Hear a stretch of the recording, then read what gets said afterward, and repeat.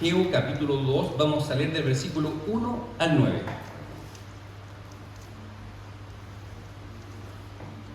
Ageo 2, del capítulo 1 al 9.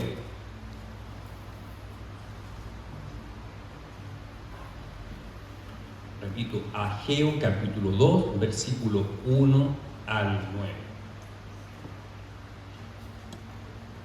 Dice así: en el mes séptimo, a los 21 días del mes, vino palabra de Jehová por medio del profeta Ageo, diciendo: habla ahora a Zorobabel, hijo de Salatiel, gobernador de Judá, y a Josué, hijo de Josadac, como sacerdote, y al resto del pueblo, diciendo: ¿quién ha quedado entre vosotros que haya visto esta casa en su gloria primera? ¿Y cómo la veis ahora? ¿No es ella como nada delante de nuestros ojos? Pues ahora, Zorobabel, esfuérzate, dice Jehová, esfuérzate también, Josué, hijo de Josadac, sumo sacerdote, y cobrad ánimo, pueblo todo de la tierra, dice Jehová, y trabajad, porque yo estoy con vosotros, dice Jehová de los ejércitos.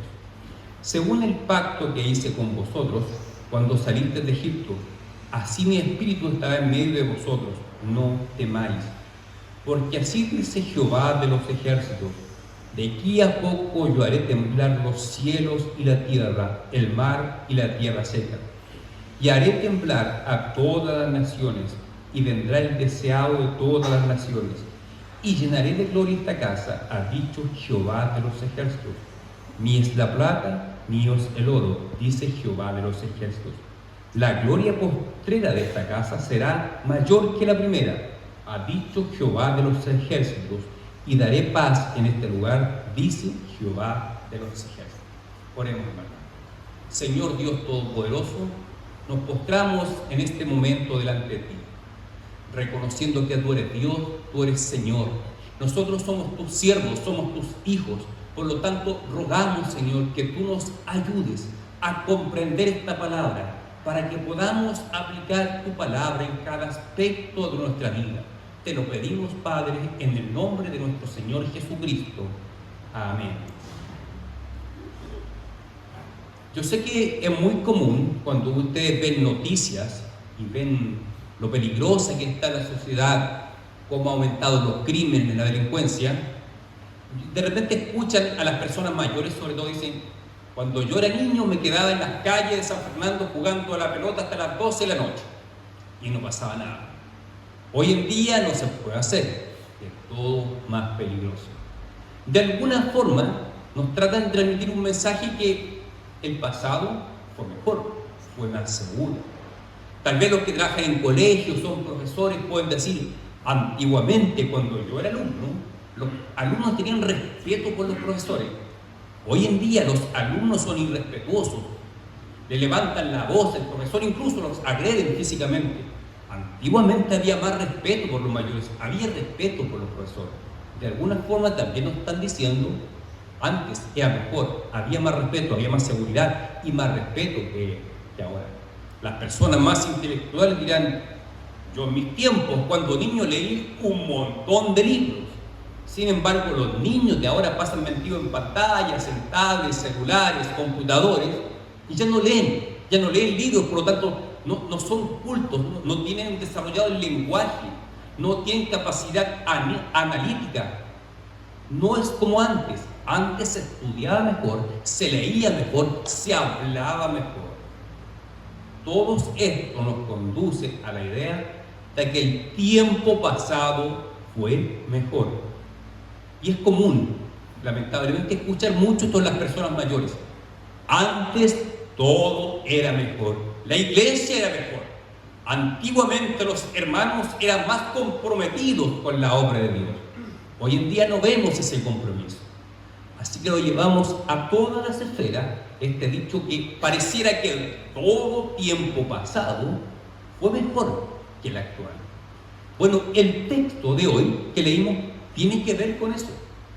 De alguna forma, los habitantes de Jerusalén estaban diciendo: todo tiempo pasado fue mejor. ¿Y cómo llegamos a este texto? Recuerden, la semana pasada dijimos que nos encontramos ubicados en Jerusalén aproximadamente en el año 500 a.C., en el tiempo después que el pueblo judío salió de la cautividad en Babilonia. Salieron en 2 y 3 grupos.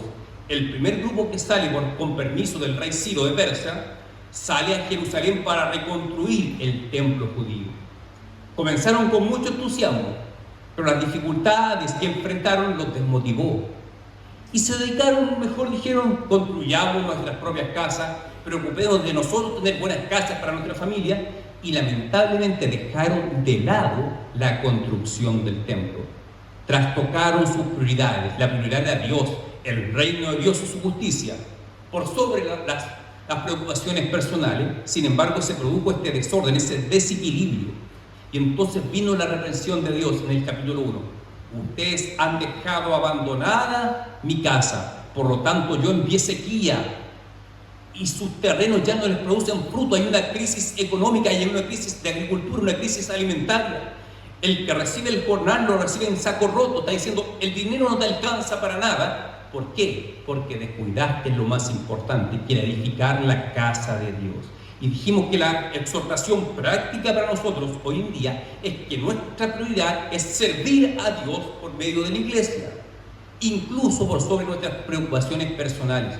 Cuando trastocamos esas prioridades, hay problemas y Dios actúa en nuestra vida a causa de eso. Pero acá llegamos al capítulo 2. Un mes después de que Dios habló esta palabra del capítulo 1 a través del profeta Ageo, que el pueblo, dijimos, se arrepintió y cambió de actitud y reanudó la construcción del templo. Sin embargo, un mes después viene de nuevo palabra de Dios a través del profeta Ageo. Al igual que en el capítulo 1, habla primero a los líderes del pueblo, al príncipe gobernante Zorobabel y a Josué, el sumo sacerdote, y luego le habla a todo el pueblo. Y vemos que también hay una amonestación acá al pueblo, pero es una amonestación diferente a la del capítulo 1. La amonestación en el capítulo 1 era: ustedes abandonaron la construcción de mi casa, ustedes trabajaron de trabajar para mi reino y están enfocados en sus prioridades personales. Pero acá hay otra situación en el capítulo 2. Acá vemos un profundo desánimo en el pueblo. Es tan grande el desánimo que habla Dios a través del profeta en el versículo 3, hace esta pregunta: ¿quién ha quedado entre vosotros que haya visto esta casa en su gloria primera y como la veis ahora? ¿No es ella como nada delante de vuestros ojos? ¿A quién está dirigida esta palabra? Está dirigida a los ancianos del pueblo. Recuerden, el pueblo de Israel estuvo aproximadamente 70 años cautivo en Babilonia. Algunas personas que fueron sacados en esclavitud desde Jerusalén cuando eran niños, probablemente tenían menos de 10 años, habían sobrevivido todo el periodo de la cautividad y estaban aquí vivitos en Jerusalén de vuelta. Probablemente tenían 80, 90 años o algo más. Eran los ancianos que habían sido testigos del primer templo construido por el rey Salomón. Un templo extraordinario, lleno de oro, lleno de lujos, lleno de oro y plata. Y ahora estos ancianos estaban contemplando el templo que estaban reconstruyendo, el segundo templo, y decían: este templo no le llega ni a los talones al antiguo original. Por eso entró desánimo al pueblo. Y por eso la pregunta: ¿quién ha quedado entre vosotros? Es decir, ¿quién es sobreviviente de esa época?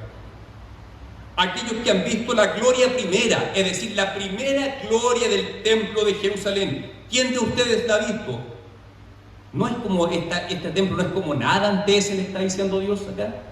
Comparen este templo actual. Yo sé lo que ustedes piensan, le dice Dios.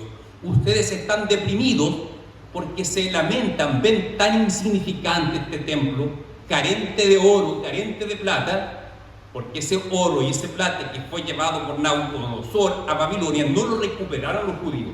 Por lo tanto, están construyendo el templo, el segundo templo, con materiales mucho más pobres, mucho más sencillos. Por lo tanto, este templo tenía el glamour del primer templo.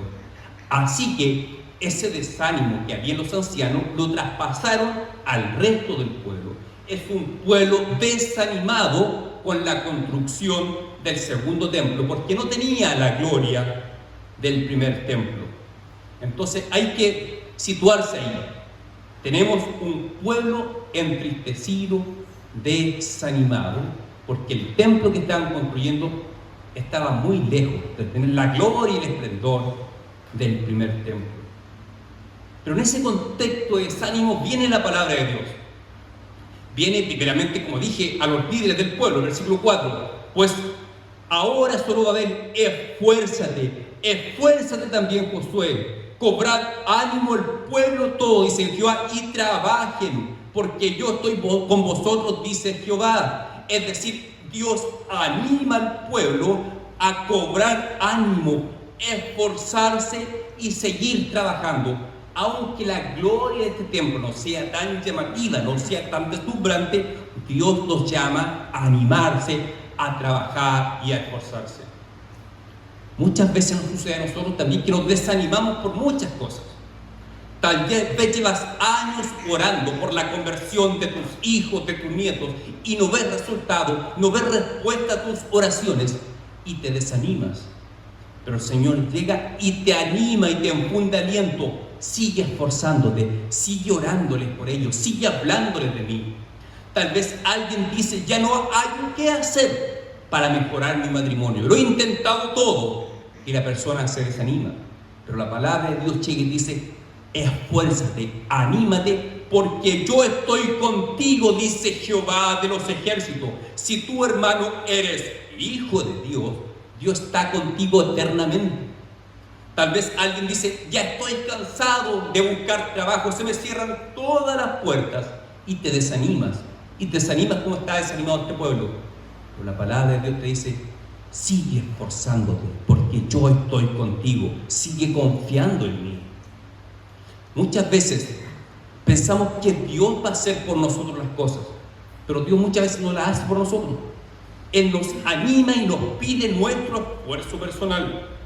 Imagínense un deportista olímpico, un atleta que va a correr los 100 metros planos, que es un creyente y está muy preocupado porque el corredor, el rival, es el mejor del mundo, no tiene cómo ganarle, y comienza a orar, Señor, ayúdame.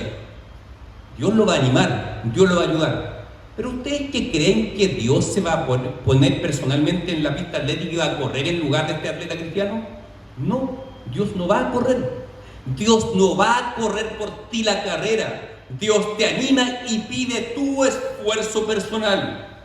No erremos pensando que Dios va a hacer por nosotros las cosas que son responsabilidad nuestra hacer. Si estamos desanimados, Dios nos anima, nos fortalece, nos ayuda, nos dice, yo estoy contigo. Pero no pienses que Dios se va a levantar a las 6 de la mañana para ir al trabajo por ti, o por ir a clase, o por ir a dar una prueba a la universidad en lugar tuyo. No, Dios no lo va a hacer. Tú te puedes estar desanimado, muy preocupado, pero Dios te motiva a esforzarte. Dios nos llama a todos a esforzarnos y a dar lo mejor de nosotros, porque somos nosotros los que tenemos que rendir esa prueba. Somos nosotros los que tenemos que ir a esa clase. Somos nosotros los que tenemos que buscar trabajo. Somos nosotros los que tenemos que hacer cosas para poder arreglar nuestro matrimonio, para poder entenderme mejor con mis hijos o con mis nietos. Tenemos que nosotros hacer el esfuerzo. Dios no lo va a hacer por nosotros. Dios promete animarnos y estar con nosotros. Pero lo que tienes que hacer tú, tienes que hacerlo tú. Dios no lo va a hacer por ti. Dios no iba a descender a construir el templo en lugar de los judíos. Era responsabilidad de ellos cargar los ladrillos y construir el templo. Dios estaría con ellos. Dios los anima, pero Dios no iba a construir el templo en lugar de ellos. Así que no esperes que Dios haga por ti lo que es responsabilidad tuya, hermano, hacer. Dios no va a estudiar por ti para rendir una prueba difícil. Por más que le pidas a Dios que te ayude, sí, pero Dios no va a rendir por ti la prueba. Dios no va a enfrentar un trabajo difícil en lugar tuyo. Dios va a estar contigo, te va a ayudar, pero eres tú que tienes que ir a tu trabajo. Así que por eso, Dios, sabiendo que es responsabilidad del pueblo construir este templo, le dice, anímate, esfuérzate, porque yo estoy con vosotros, dice Jehová de los ejércitos. Según el pacto que hice con vosotros cuando salí de Egipto, así mi espíritu estará en medio de vosotros, no temáis. Cuando el pueblo sale de Egipto, Dios promete estar junto al pueblo, caminar junto al pueblo. Es un pacto que Dios hizo con su pueblo. Es un pacto que ya había hecho anteriormente con Abraham, cuando le dijo a Abraham, tú y tus descendientes serán mi pueblo y yo seré tu Dios. Es un pacto que Dios hace con su pueblo. Nosotros, como hijos por medio de la fe de Abraham, estamos en el mismo pacto. Cuando Pablo le escribe a los Gálatas, le dice: ustedes, por medio de la fe en Jesucristo, han sido considerados como descendientes de Abraham. Es decir, estamos bajo el mismo pacto. Si bien es cierto, nosotros no somos de raza judía, sin embargo, por medio de la fe en Jesucristo, estamos más bajo el mismo pacto que Dios hizo con Abraham. Así que ese pacto que Dios hizo con el pueblo de estar con ellos, es confirmado ese pacto por medio de la persona de Cristo para todos nosotros que somos gentiles, pero que por la fe llegamos a ser parte del pueblo de Dios. Cuando Cristo confirma el pacto derramando su sangre en la cruz, confirma el pacto que Dios ya había hecho con Abraham, es decir, yo seré tu Dios y tú serás mi pueblo y estaré eternamente contigo. Dios ha prometido, hermanos, estar con nosotros eternamente. Dios está contigo en todo momento. Lo reitero, eso no significa que Dios va a hacer por ti el trabajo que tú tienes que hacer. Él promete estar contigo, dice: mi espíritu irá con ustedes, dice. Y sabemos que el Espíritu Santo de Dios no solamente va con nosotros, sino que mora dentro de nosotros, como hemos estado estudiando en la escuela dominical. El Espíritu Santo está en nosotros y estará en nosotros hasta el día de la redención, es decir, hasta el día final, hasta la segunda venida del Señor Jesucristo. El Espíritu Santo morará en nosotros y estará con nosotros animándonos y exhortándonos a vivir una vida en obediencia a la palabra de Dios. Y cuando decaemos, desanimamos, el Espíritu Santo nos anima y nos anima a esforzarnos. Esto es lo que le está transmitiendo Dios a este pueblo. Yo estoy con ustedes, no se desanimen. Continúen construyendo esta casa, este templo. Así nos habla a nosotros como pueblo. Tal vez alguien se desanima, no vemos un grupo de alabanza, no vemos un gran número de jóvenes, pero no te desanimes. Tú sigue trabajando para el Señor a través de su iglesia, que el Señor te quiere utilizar para edificar este templo. Hablando en términos simbólicos de la iglesia, es común en los escritos del Nuevo Testamento que se compara la iglesia con un templo. Dice Pablo que Dios usa ciertos ministerios para la edificación de la iglesia, siendo el fundamento de esta construcción Jesucristo mismo. Es decir, compara la iglesia con un edificio, como un templo. Y él dice: nosotros mismos somos el templo de Dios. Por lo tanto, cuando la iglesia es edificada, se compara con la edificación de un templo, como ocurre acá en el libro del profeta Ageo. Y continuamos, dice, versículo 6 dice: porque así dice Jehová de los ejércitos, de aquí a poco yo haré temblar cielos, el mar y la tierra, y haré temblar a todas las naciones, y vendrá el deseado de las naciones, y llenaré de gloria esta casa, ha dicho Jehová de los ejércitos. Acá está hablando de eventos extraordinarios. Dice que haré temblar los cielos y la tierra, el mar y la tierra seca. Haré temblar a todas las naciones, y vendrá quien, el deseado de las naciones. ¿A qué se refiere el profeta como el deseado de las naciones? Se refiere al Mesías prometido, al Señor Jesucristo que habría de venir. Pero ¿por qué el profeta asocia la venida de Cristo como un temblor de todas las naciones, como un gran fenómeno geográfico, que va a haber un gran terremoto, un gran temblor? Lo que pasa es que los profetas del Antiguo Testamento, cuando vislumbraban la venida del Mesías, no lograban distinguir hasta esa época con claridad que el Mesías venía dos veces. Una primera, después viene un tiempo amplio de tiempo en el cual estamos hoy en día, y la segunda venida. Ellos veían como un solo evento la venida del Mesías, y todos los eventos asociados a la venida del Mesías lo veían como un solo evento. Cuando ustedes miran hacia la cordillera, hay montaña tras montaña, pero uno la ve como si fuera una sola. Pero cuando uno va volando, ve de arriba que hay un montón de montañas, una tras otra. Así los profetas veían los eventos del fin como un solo evento, como viene el Mesías e inmediatamente el juicio final y la instauración final del reino de Dios. Por lo tanto, estos fenómenos de grandes temblores, más bien nosotros los asociamos con la segunda venida de Cristo. Pero en estricto rigor, cuando dice vendrá el deseado de las naciones y llenará de gloria esta casa, está hablando de la primera venida. Hoy en día nosotros con la revelación completa de parte de Dios desde Génesis a Apocalipsis comprendemos eso, que el pueblo en ese momento no lograba entender con claridad. Para nosotros es más claro que contamos con más luz con la revelación del Nuevo Testamento, y vemos que ahí hay hechos que corresponden a la segunda venida y otros a la primera venida. Así que este templar de todas las naciones, lo más probable es que corresponde a la segunda venida. No obstante, vendrá el deseado de las naciones. El deseado de las naciones ya vino Cristo en su primera venida. Y dice, y llenaré de gloria esta casa, ha dicho Jehová de los ejércitos. Recuerden la situación, están reconstruyendo un segundo templo sin la gloria del primer templo, pero Dios los anima a seguir construyendo, y la promesa dice, llenaré de gloria esta casa. Es decir, ese templo feo que estaban construyendo, hay una promesa que vendría a ese templo, el deseado de las naciones, y sería lleno de gloria. Ese templo feo sería lleno de gloria. Esa es la promesa que Dios le está haciendo a este pueblo. Luego dice, mía es la plata y mío es el oro, dice Jehová de los ejércitos. ¿Por qué dice esto? Porque el templo que estaban construyendo no tenía oro ni plata, como sí tenía el primer templo. El primer templo era majestuoso, era glorioso, lleno de oro y plata. Eso se lo llevaron los babilónicos. Pero Dios le dice, no se preocupen que no tengan oro y plata, porque mío es el oro y mía es la plata. Es decir, yo puedo proveer para ustedes en el momento que yo quiera. Muchas veces la obra de Dios se detiene por falta de recursos financieros. No tenemos dinero. Por ejemplo, uno se puede proyectar. Me gustaría financiar un misionero que vaya al África, no sé, pero no tenemos recursos económicos para hacerlo como iglesia. O soñamos, ¿por qué no a futuro plantar una nueva iglesia en un pueblo cercano de acá? Por ejemplo, en Santa Cruz. Pero si nos miramos nuestra situación actual, no nos da el dinero para eso. Pero el pueblo no tiene que desanimarse por la falta de recursos económicos.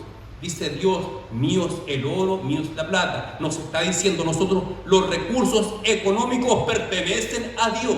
Y Dios cuando quiere proveer, provee. No sé cómo lo va a hacer, pero Dios de alguna otra forma provee.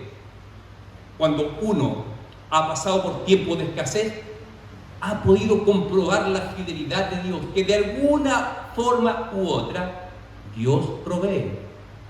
De repente aparece un hermano en tu casa y te lleva una ofrenda de mercadería, o aparece un hermano y te entrega una ofrenda en dinero, o aparece un familiar que te quiere regalar un dinero. No importa el medio, los recursos económicos pertenecen a Dios y están en sus manos. Así que los factores económicos no debieran ser un estorbo para el avance del reino de Dios, para el avance de la iglesia. ¿Nos gustaría tener más recursos? Sí, pero Dios es el Señor y dueño de los recursos. Por eso le dice esto al pueblo. El pueblo se estaba quejando, no tenemos oro, no tenemos plata, pero Dios en su afán de animarlo dice, mía es la plata, mío es el oro, dice Jehová de los ejércitos. Y el versículo 9 dice algo extraordinario. ¿Recuerdan? El gran desánimo del pueblo era porque no veían gloria en este nuevo templo. Un templo construido tal vez con adobe y madera, sin metales preciosos, sin la gloria de que ellos habían oído o habían visto algunos de los más ancianos del primer templo, el templo de Salomón. Pero miren lo que dice Dios. La gloria postrera de esta casa, es decir, la gloria futura de esta casa será mayor que la primera, ha dicho Jehová de los ejércitos, y daré paz en este lugar, dice Jehová de los ejércitos. Hay una promesa de Dios que la gloria de ese templo que estaban construyendo en algún momento sería mucho mayor que el templo de Salomón. Pasaron aproximadamente 500 años y esa promesa se cumplió. Cuando van a Lucas capítulo 2, ven como los padres de Jesús llevan a Jesús para ser presentado en el templo. En el templo habían dos ancianos, Simeón y Ana, y ambos reconocieron que este niño que entraba al templo era el Mesías prometido. Simeón cuando lo ve dice, ahora puedes despedirme en paz, Señor, porque mis ojos han visto tu salvación. Este niño es la luz de los gentiles y la gloria de tu pueblo Israel. En ese momento, Dios mismo, la segunda persona Trinidad, entró a este templo feo, sin minerales, y la gloria de este templo fue mucho mayor que el templo de Salomón, porque Dios mismo, a través de Jesucristo, entró al templo. Así que el templo se llenó de gloria desde ese momento. Ahí se cumple la profecía del profeta Ageo. Más adelante, cuando leemos en Juan capítulo 1, particularmente el versículo 14, dice: y el Verbo se hizo carne y habitó entre nosotros. La traducción más directa del griego es: hizo su tabernáculo entre nosotros. Recuérdense que antes que existiese el templo de Jerusalén existía un tabernáculo, que es una especie de carpa, donde la transportaba el pueblo y ahí iba la presencia de Dios. Pero Jesucristo, como es Dios mismo, hizo su tabernáculo, puso su tabernáculo entre nosotros. Es Dios mismo entre nosotros. Por lo cuando Jesús entra al templo, cada vez que entró al templo, el templo se llenó de una gloria mucho más grande que la gloria del primer templo. De hecho, el propio Señor Jesucristo se compara a sí mismo con el templo, dándonos a entender que Él es el nuevo templo lleno de gloria. Cuando dice: destruid este templo y en 3 días yo lo reconstruiré, está hablando de sí mismo, de su propio cuerpo. Cuando le dice a la mujer samaritana: créeme, mujer, que ni aquí en Jerusalén ni en algún lugar es necesario adorar, sino que Dios busca adoradores en espíritu y en verdad. ¿Por qué responde esto Jesús? Porque la mujer le preguntó: ¿dónde hemos de adorar? ¿En Samaria o en Jerusalén?